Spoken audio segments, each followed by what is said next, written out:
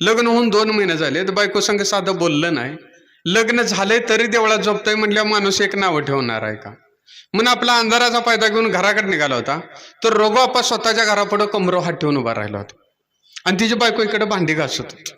रघुआप्पाला कमरो हात ठेवायचा लय ना, पूर्वज त्याचं पंढरपूरचं होतं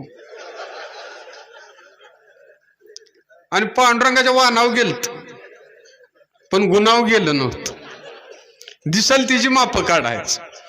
इकडं भांडी घासत्या बायको सदा निघाल्याला बघितला आणि अंधारातनं झाळी मारली. सदानं वळून मागं बघितलं आणि रघुआप्पाच्या बायकोला म्हणला, वहिनी गड्याच्या आवाजात हाका मारली काय, नटरंग बघून आलाय काय म्हटलं.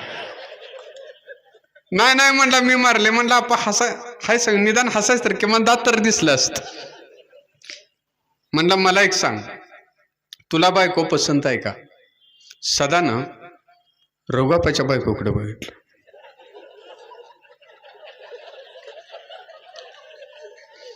आणि म्हणला नको,